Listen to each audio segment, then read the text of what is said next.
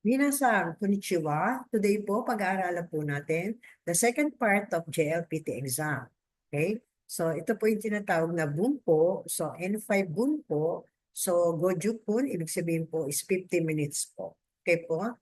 So, again, you will answer that. Name, and also registration number. So, Munday Ichi.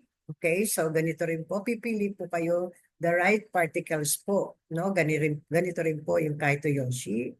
Okay, so this is 1, 2, 5, okay, 6. Ayun din po. Pipili lang po kayo, Ichinik-san sheet, no? Ichinik-san, no? Pipili po kayo. And also, there is a verb there. Yun po yung tinuro ko sa inyo ng review. And also, the munday ni naman po. So, yung meron pong star, so pipili po, i-arrange nyo po yung sentence. So, kung ano po ang dapat ilagay sa star.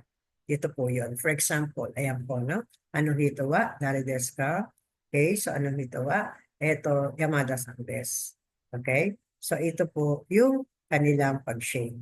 Ito po. And then, so again, particle. Okay, so arrange the sentence. Okay, so you start po yung ano po ilalagay sa arrangement ng sentence po.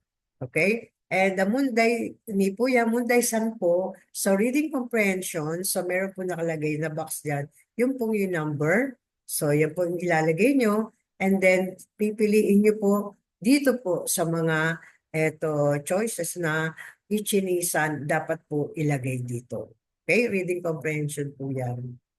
Okay po? So, there is only 1 to 26 until Munday-san po. Okay po? So, this is po the bunpo, the last second part of an exam.